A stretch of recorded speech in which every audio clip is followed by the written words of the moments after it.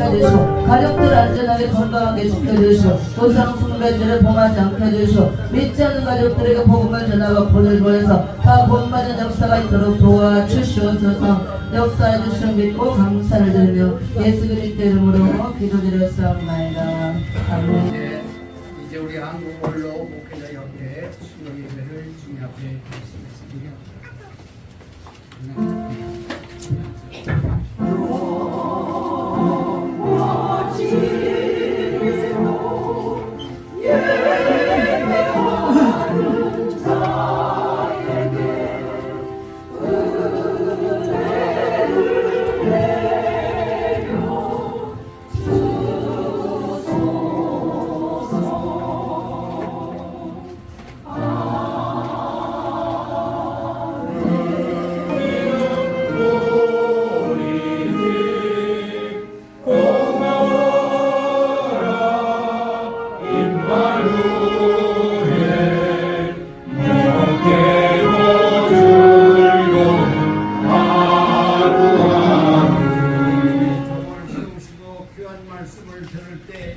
심령들이 뜨거워지게 하시고 하나님께 영광을 돌리는 시간이 되게 하여 주시옵소서. 아멘.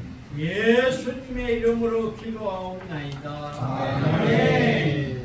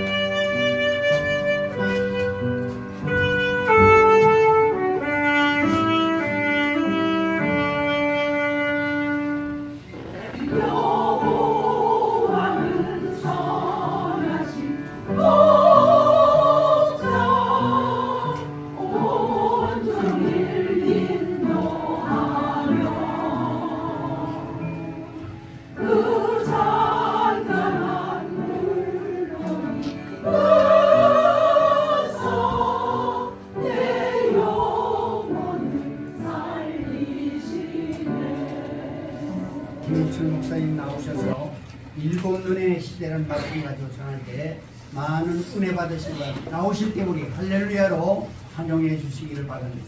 할렐루야.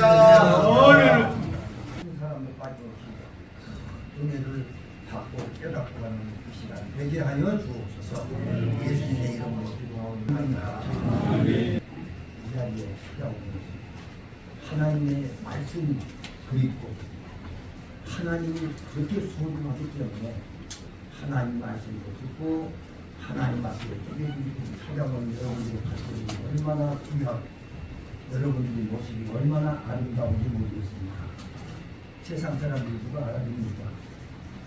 세상 사람들 알아주는 사람이 하나도 없어도 하나님이 여러분들을 극진히 사랑해 주시고 은혜 베풀어 주실 줄 믿습니다. 아멘. 이 시간도 신령한 귀가 열리고 신령한 눈이 떠서 하나님의 깊은 심정을 이해하는 이러한 귀한 시간이 되시기를 다시 한번 주님의 이름으로 축원드립니다. 아멘. 사람은 시대를 잘 타고나는 것도 큰 복이다 이렇게 생각이 됩니다. 성경 가운데 축복장 그러면 신명기 28장을 누구나 다 알 것입니다. 거기에 보면 하나님을 잘 섬기기만 하면 나가도 복을 받고 들어가도 복을 받고 들어가도 복을 받고 복이 아주 주렁주렁 열려서 뭐 밀가루 반죽 그릇이 복을 받는다는 종종 이런 복이 있는데 이 말씀을 많이 인용들을 해서 뭐 개인 신방 집을 해가서 예배를 드리던 이런 말씀을 많이 전하는 걸로 알고 있습니다. 그런데 이 말씀이 시대를 초월해서 다 적용이 되는가? 이스라엘 민족이 애굽에 가서 400년 동안 노예 생활을 할 때 이스라엘 백성들이 그 안에서 살면서도 과연 이 말씀이 적용이 됐습니까? 나가도 복을 받고 들어가도 복을 받고 그냥 복 가운데서 살았습니까? 얼마나 그 사람들은 그 노예 생활하면서 힘이 들었으면 풀무불과 같은 시련 속에서 살았다고 하는 말씀이 여러 곳에 기록되어 있지 않습니까? 이것은 하나님의 섭리 가운데 이루어지는 한 과정이었습니다. 창세기 15장 13절을 보게 되면 아브라함이 그때까지도 자식이 없었을 때인데 하나님께서 아브라함을 향해서 말씀을 주실 때 네 지에서 나오는 백성들이 하늘의 별과 같이 땅의 모래와 같이 이렇게 걸릴 것인데 그 후손들이 앞으로 이방인을 섬기게 되는데 그 기간이 400년 동안 이방을 섬길 것이라 그랬어요. 그건 하나님의 계획이었습니다. 그런데 그 시대에 태어났던 그 백성들이 얼마나 고달픈 생활을 했겠습니까? 나면서부터 노예 신분으로 태어나서 세상을 떠날 때도 노예 신분으로 죽어야 하는 그런 때가 있었습니다. 예수님 당시를 한번 볼까요? 예수님을 가장 가깝게 따르는 제자들이 그런 육적인 복을 받고 살았습니까? 그들은 생명을 내놓지 아니하면 안 되는 죽음 너머의 그 세계를 바라보면서 목숨을 헌신착같이 버려야 하는 그런 때가 있었기에 그들은 전부 한결같이 순교를 하고 말았습니다. 초대교회 사람들은 얼마나 서러운 생활을 살았습니다. 로마 황제를 섬기는 황제 신앙인들이 있을 때 그들의 눈을 피해서 땅을 파고 땅굴 속에서 카타콤이라고 하는 그 지하 동굴 속에 들어가서 예배를 드리면서 거기서 살다가 죽으면 그 안에서 세상 사람들이 알기 못하겠고 그 속에서 장사를 지내는 그런 때가 있었다. 그런데 저와 여러분들 우리들은 어떤 세상에 살고 있습니까? 누가 하나님 섬긴다고 누가 핍박한 사람이 있습니까? 먹는 것, 입는 것 세상적으로도 보면 역사가들이 하는 얘기가 오늘날처럼 잘 사는 시대에 세대가 없었다고 그럽니다. 얼마나 잘 삽니까? 밥 한 끼 먹고 살기가 그렇게 어려웠어요. 탈북민 그 얘기를 들어보면 며칠씩을 굶고 다니기도 하고 하루에 밥 한 끼 먹는 것이 그렇게 쉬운 일이 아니었습니다. 그것도 어디 무슨 쌀밥이나 먹습니까? 옥수수 그거라도 먹으면 다행이고 그렇게 살다가 우리 남한에 와서 생활 속에 본인이 너무나 호흡하면서 너무나 잘 사는 걸 보면서 여기가 바로 천국이구나 하고 탄호하는 걸 우리가 보고 있지 않습니까? 입는 것, 먹는 것 여러분들 아무리 사람이 못생겨도 옷을 잘 입어놓으면 얼마나 보기 좋아요. 그런데 사람이 못 먹으면 얼굴이 피어날 수가 없어요. 그런데다가 옷도 그냥 떨어지고 그런 옷 입어보세요. 좀 잘 산다고 하는 사람들은 그런 사람들 보면 같이 어울리려고 하지도 않습니다. 프랑스에서 세계에서 제일 아름다운 여성이 어느 나라 사람이냐고 설문조사를 했답니다. 어느 나라예요? 그때 설문조사가 나왔는데 대한민국 한국 여자들이 세계에서 최고랍니다. 그 불란서에서 그 설문조사에 나왔어요. 아마 여기 앉아 계신 분들이 좀 바르고 좀 차리고 해가지고 저 아프리카 흑인촌에 한번 가보세요. 아마 그 사람들이 입이 벌어져가지고 담을 줄 모를 겁니다. 여러분들 자부심을 가져야지. 왜 그렇습니까? 하나님이 보호하사 우리나라 만세를 부르는 이 민족이 하나님을 중심으로 사는 사람들이 있었기에 먹는 거 입는 거 우리의 모양도 자꾸 더 달라진다고 하는 사실은 그래요. 자, 오늘 읽어드린 이 말씀을 보면은 스가랴 선지자가 한 문장으로 보기 좋게 이렇게 설명을 했습니다만 그 말씀을 깊이 들여다보면 그 속에는 연대가 들어있고 여러 선지자가 나와 있습니다. 그런데 지금 이 스가랴 선지자는 지금으로 말하자면 BC 520년경 사람이니까 지금으로부터 2500년, 2520년경 사람이에요. 그런데 그분이 얘기하는 것을 2000년 후에, 2500년 후에 있는 우리들이 이 말씀을 보면서 하나님의 그 뜻을 우리가 음미하고 있습니다. 세상 사람들이 의미 없이 떠드는 그런 말들이 많이 있었겠지만 누가 그런 말을 남깁니까? 하나님 말씀이기 때문에 이 말씀이 없어지지 아니하고 오늘날까지 우리들에게 전해지면서 하나님의 뜻을 아뢰라고 하는 하나님의 깊은 뜻이 여기 깃들어 있습니다. 아멘. 자, 그러면 여기는 그 스가랴 선지자는 어떤 사람이냐? 예언시대 사람들 중에서도 마지막 때에 예언한 사람 중에 한 사람이에요.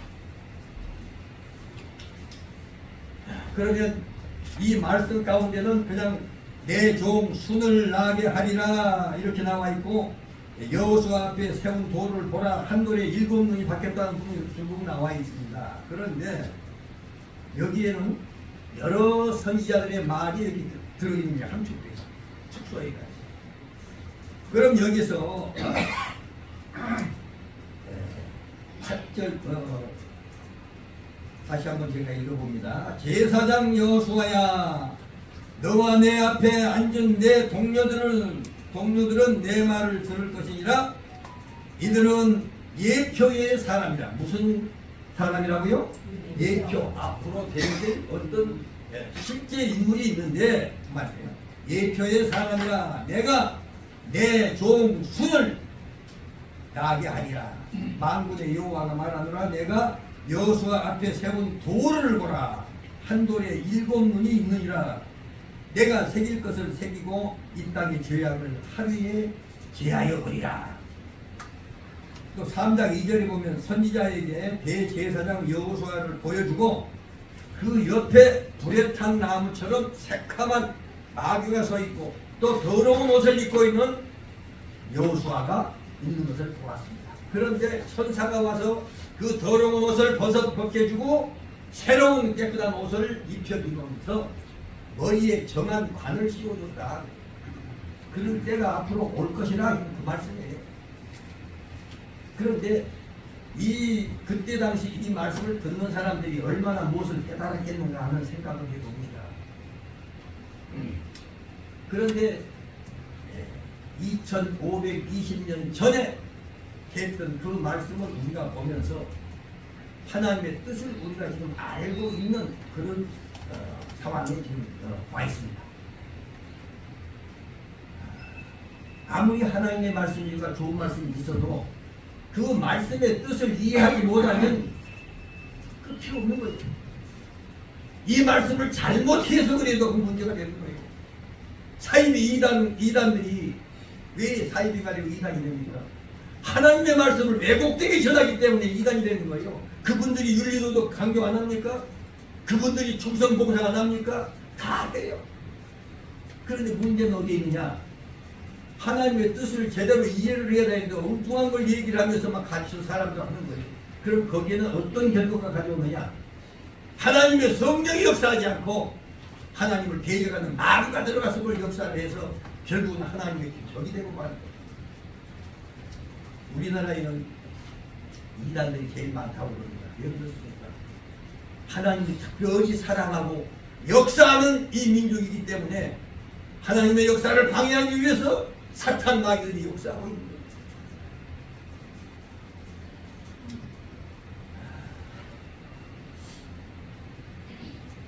이 통일교의 윤석열 씨는 무엇을 얘기했습니까?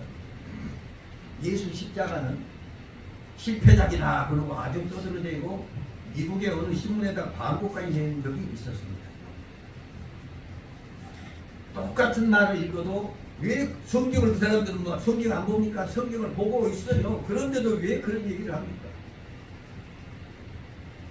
고린도전서 1장 18절에 보게 되면 십자가의 도가 멸망하는 자들에게는 미련한 것이 되고 구원을 얻는 우리에게는 하나님의 영광이다. 하나님의 능력이라는 것입니다. 또 고린도전서 2장 8절에 보게 되면 그렇습니다. 이 지혜는 이 세대 관원들이 하나도 알지 못하다니 만일 알았더라면 영광의 주님을 십자가에 못 박지 아니했으리라 그래요. 이건 비밀이에요. 완전히. 하나님의 말씀을 배운다고 하면서 성경을 보면서도 그렇게 엉뚱하게 나간다 이거예요. 그뿐입니까? 우리나라의 사이비 이단들이 얼마나 많아요. 수십 년이라고 공식적으로 나오는 걸 보면 전부가 다른 엉뚱한 나팔을 불고 있는 거예요. 지난번에 여기 종로가에 저쪽에서부터 예배드리고 오는데 은혜교회 신옥주 그 교회에서 나와가지고 이 원로 목사들을 꼬시려고 거기서 전도제를 가지고 뿌린 적이 있었습니다. 그래 그걸 딱 받아가지고 얼른 보니까 그 말이 안 되는 것 같아서 그 주는 사람한테 가서 얘기 좀 같이 좀 할까요? 그러니까 안 간대. 그래서 그걸 가지고 집에 가서 보니까 거기에 핵심이 뭐냐 그러면 신명기 18장 15절에 보면 이런 말씀이 있어요. 모세가 성령에 감동돼가지고 너의 형제 중에 나와 같은 자 한 사람을 세울 것인데 그 사람이 나오게 되면 너희들은 그를 따르지니라 그런 말씀이 있어요. 그런데 이것을 한국에 나타난 여자 목사 아무개가 이 말씀의 주인공이라고 그렇게 나왔습니다. 그것은 사도행전을 보게 되면 사도들이 예수님이라고 증거를 하고 있어요. 또 주님께서 너희가 성경을 탐구하거니와 성경의 모든 것이 나를 위해 사는 거라고 주님도 말씀하시고 사도들도 그걸 증거를 하고 있습니다. 아 성경에 기록이 되어 있는데도 불구하고 그게 어떻게 신옥주냐고요. 그래 그분이 뭐 말세 피난처는 저 남미 쪽에 있는 피지라고 하는 거 뭐 피난처라 해서 피지라 그걸 갔는지 모르겠어요. 피지에다가 이제 뭐 농장을 만들고 그 사람 말에 설득이 돼서 피지로 간 사람들이 400여 명이 갔다고 그럽니다. 그래 거기 가서도 막 그냥 농장 일을 하고 하는데 거기는 잘 못하게 되면 미국은 때린대요. 누구를 그 왜 때리냐고 그러니까 타작마당에서 알곡을 만들어내려면 때려야 된다. 그러니까 그 알곡이 이제 그 껍질에서 나오게 하려면 그렇게 한다는 그 원리를 거기다가 첨부시켜가지고 그렇게 설명을 한다. 그런데 거기서 이제 좀 못당할 일을 당했는지 어느 분이 보고서도 있잖아요. 그래가지고 그 양반이 들어가 지금도 콩밥을 맛있게 먹고 있는지 모르겠어요. 어떻게 이런 일이 있을 수 있습니까? 요즘 말이 많은 실천이 이만희 보세요. 자기가 보혜사 성령이라고 그러잖아요. 또 예레미야 31장 27절에 보면 그 사람의 씨와 짐승의 씨를 유다와 예루살렘 성에다가 뿌리는 날이 있으리라고 그 말을 어떻게 또 돌변해갖고 말씀을 하냐면 마태복음 13장에 가라지 씨와 동등하게 얘기를 하면서 기성교회 목사들이 바로 짐승의 씨로 난 자가 아니고 그 밑에 있는 모든 성도들이 짐승의 씨로 난 사람들이라고 그렇게 가르치고 있어요. 얼마나 무지한 사람들. 뭐 한두 가지가 아니죠. 얘기하려면 한도 없어요. 우리가 하나님의 말씀을 바로 깨닫는 것이 얼마나 귀하다고 하는 사실을 우리는 다시 한번 깨달아야 되겠습니다. 그런데 여기에서 나오는 이 스가랴 선지자가 교훈과 순과 도울과 뭐 일곱는 이렇게 얘기를 했는데요. 이 종은 누가 얘기를 했냐 그러면 스가랴 선지자보다도 200년 전 사람 이사야가 말씀을 또 전했어요. 그러니까 이사야 42장 1절인가요? 1절에 내가 붙드는 나의 종 내 마음에 기뻐하는 나의 택한 사람을 보라. 내가 나의 신을 그에게 주었으며 그가 이방에 공의를 베풀리라. 여기에 나오는 종은 예수님을 지칭하고 있는데 마태복음 12장 18절 이하를 보게 되면 예수님 본인이 이사야 선지자가 말한 것을 인용해가지고 그가 바로 나를 증거했다고 설명을 하고 있고 또 그 다음에 사도들이 사도행전 4장 27절에 보니까 헤롯과 본디오 빌라도는 이방인과 이스라엘 백성과 협동하여 하나님의 기름 부으신 거룩한 종 예수를 거슬려 이런 말씀이세요. 그러니까 예수님 본인이 이사야가 얘기한 것을 증거를 했고 또 사도들이 그것을 증거를 했어요.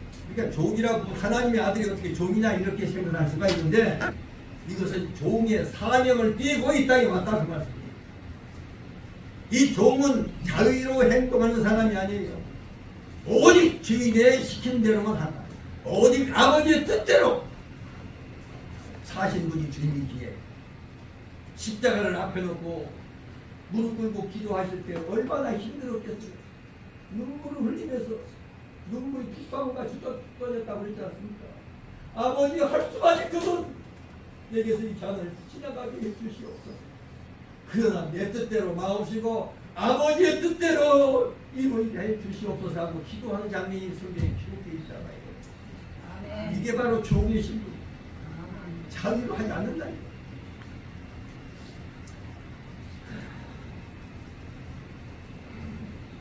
두 번째는 순입니다. 순은 200년 전 이사야에게 주신 말씀인데 또 역시 이사야 11장 1절에 보니까 이새의 줄기에서 한 싹이 나서 그 뿌리에서 한 가지가 나서 결실할 것이요 그랬어요. 여기서도 싹이나 순이나 같은 얘기죠. 그러니까 이사야가 지금 얘기할 때는 한 싹이라고 그 얘기되어 있지만 스가랴는 이제 순으로 표시했을 뿐입니다.